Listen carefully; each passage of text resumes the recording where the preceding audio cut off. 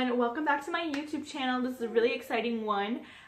It's going to be the IKEA meal, how to prep it and everything like that. So if you're wondering what I'm talking about, IKEA, like the place where you buy furniture, well, they always have this like restaurant in there, and the food is so good. It's mostly like Swedish meatballs and mashed potato and veggies and stuff like that. So I went to IKEA when I went to purchase my IKEA couches and chairs, and I actually asked for like the whole meal that they do.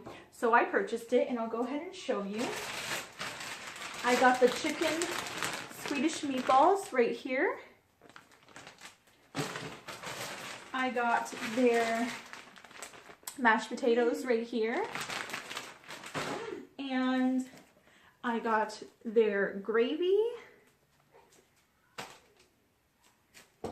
And then I got their lingonberry sauce. So I got everything. The only thing that's missing is the veggies, but they said that they don't have their own kind of veggies. They just use regular veggies, so you can really use any veggies. But yeah, they don't sell them. So we're gonna go ahead and get started. All it says to do is open up your meatballs, and we're supposed to preheat the oven to 450, so make sure you check and see there's nothing in the oven. Or 425. Okay, so now that we do that, place the chicken meatballs in an oven-proof dish, wait about 15 minutes, and that's really all you do. So apparently all you have to do is dump the Swedish chicken meatballs into like a safe oven pan. So I'm going to spread these. Yes, I did wash my hands before, don't worry. And there's quite a bit there, so I think it's going to feed us all. So they're all laid out like that. And now that I got that going, I'm just going to go ahead and quickly... Now, my oven is a fire oven, so that means it heats up pretty quickly. So that's why I don't really need to preheat, because it's going to cook very fast. So now that we got that, we're going to put that aside, and then we're going to work on these mashed potatoes. So for this, it says that we just use it from, make sure that it's frozen, which I just took it out of the freezer. We're going to put it in a saucepan with a little bit of water or milk. It doesn't say how much. It just says a little bit of water or milk, and then it says heat up for 9 minutes. Stir frequently. So I have this bigger one, because I don't know how much it's going to need. Oh, this is weird. They come like this. It's just like a whole bunch of these, like the whole thing is like that. So, and that's the mashed potatoes. Look at it. It's just like a whole bunch of weird things. So, okay, I don't know how much milk to add, but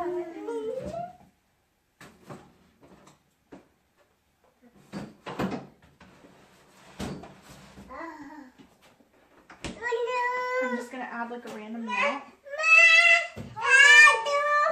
I'd say that was like 1/4 right there. So then I'm going to go ahead, turn that on to like medium, and we're going to let that sit for a minute, and then I'll come back when it's cooked a little more.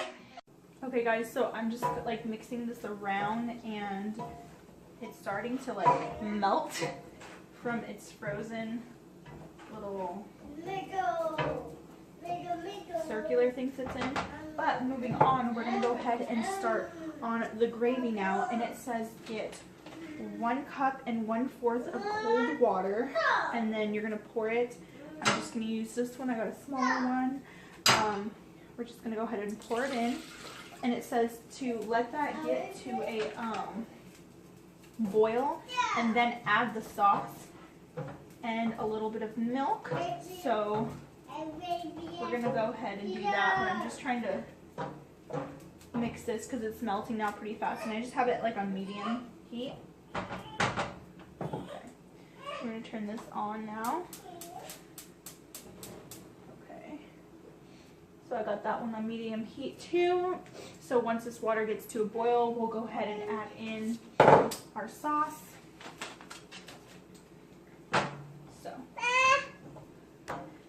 update you guys in a minute. Okay guys, so as you can see right here, this has came to a boil, so we're going to turn it down just a little bit, and then I'm going to go ahead and open this up. It says not to turn off the water actually, turn off the heat.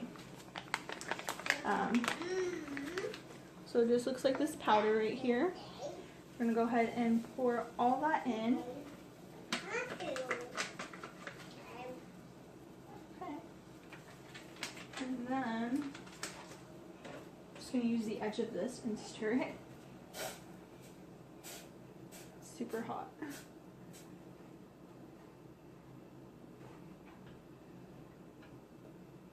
So I'm just stirring this like so.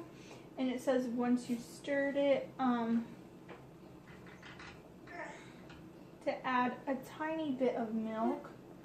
So I'm just literally gonna add the slightest amount of milk, like literally the slightest, just like a tad,